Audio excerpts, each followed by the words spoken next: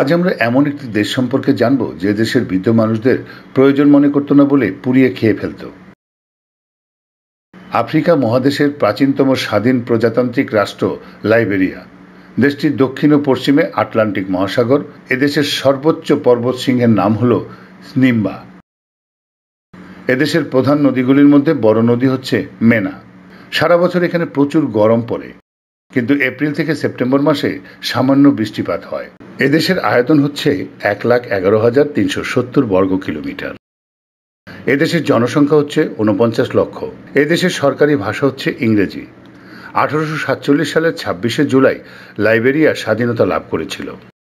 এদেশের ৭০% স্থানীয় ধর্ম এবং ২০% মুসলমান।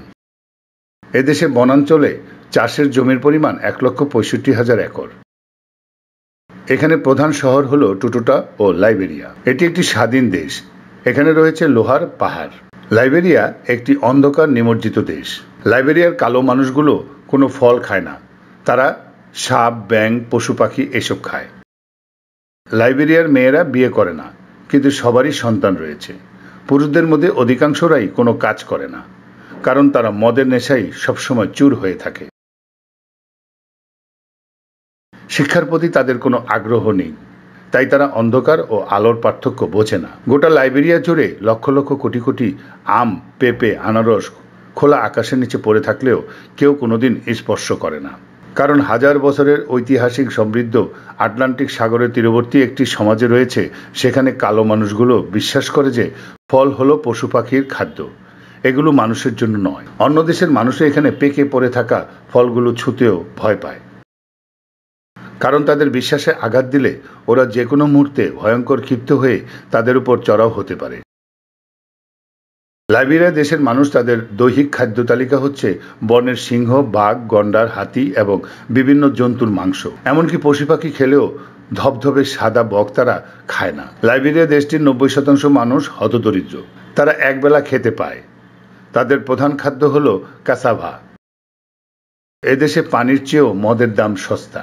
এদেশে ১,১২,০০০ বর্গ কিলোমিটারের আয়তনের শতকরা ৭৫% বেশি এলাকা বনাঞ্চলে ঢাকা। উঁচু নিচু পাহাড় ও ভূমি। পুরো দেশটির বিদ্যুৎ ব্যবস্থা নেই বললেই চলে। জেনারেটরের বিশেষ ব্যবস্থা রয়েছে সেখানে। এদেশের ছোট মাঝারি হোটেল ও রেস্টুরেন্ট দোকানগুলো কিছুটা সময় ছোট জেনারেটর দিয়ে বিদ্যুৎ সরবরাহ করে। রেস্টুরেন্ট ও মিউজিক ভিডিও চলে সেখানে অনবরত।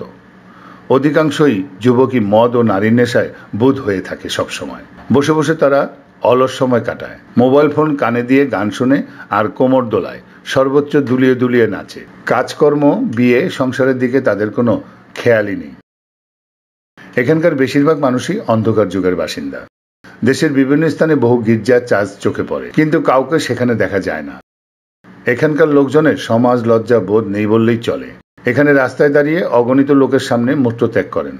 এক সময় তারা বৃদ্ধ মানুষদের অপ্রয়োজনীয় মনে করে আগুনে পুড়িয়ে খেয়ে ফেলত। এখন অবশ্য এই অভ্যাসটি তারা পরিবর্তন করেছে।